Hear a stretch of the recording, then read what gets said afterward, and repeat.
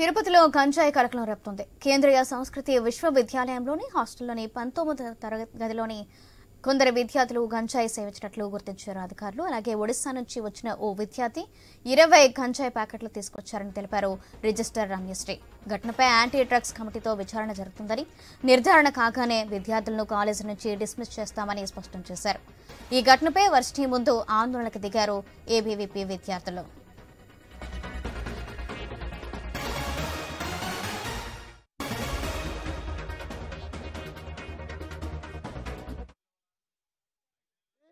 విధంగా 6 నెలల నుంచి జరుగుతుందని చెప్పి వీసీ ఒప్పుకున్నాడు. కాబట్టి వీసీ గారిని అడిగితే ఏమంటున్నాడు, ఇప్పుడు చర్యలు పడుతున్నామంటున్నారు. 6 నెలల నుంచి చర్యలు చేపట్టకుండా ఈ రోజు చేపడితే పలు విద్యార్థులు కూడా డ్రగ్స్కి బానిసై ఉన్నారు. ఈరోజు కనీసం 20 మంది అయ్యారని చెప్పి ఇప్పుడు మాకు తెలిసింది. విద్యార్థుల పరిస్థితికి ఏబీవీపీ తరఫున వెళ్ళి అడిగితే ఆయన సమాధానం అంటే 6 నెలలు జరుగుతుంది, మేము ఎక్కడ అమ్ముతున్నారని ఆయనకు కూడా తెలుసు అని చెప్తున్నాడు.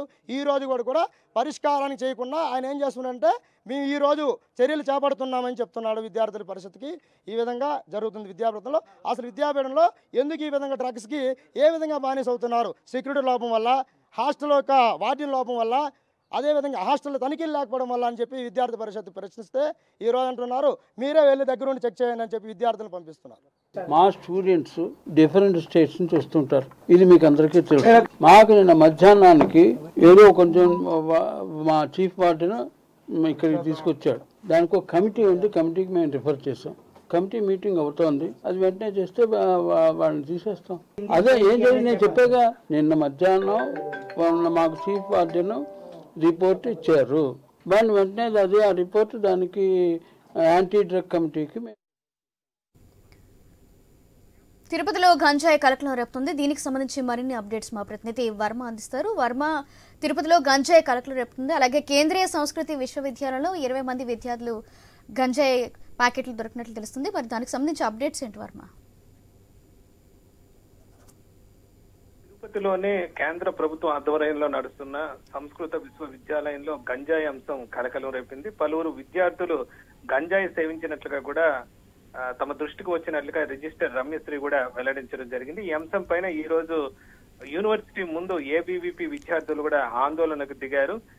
దీనిపైన యూనివర్సిటీ సిబ్బంది కూడా వివరాలు కూడా వెల్లడించారు. శతపతి అనే విద్యార్థి ఒడిశా నుంచి ఒక విద్యార్థి వచ్చినట్లుగా అతను ఒక 20 గంజాయి ప్యాకెట్లు తీసుకొచ్చినట్లుగా కూడా తమ తనిఖీల్లో, తమ విచారణలో బయటపడినట్లుగా కూడా రిజిస్టర్ చెప్పడం జరిగింది.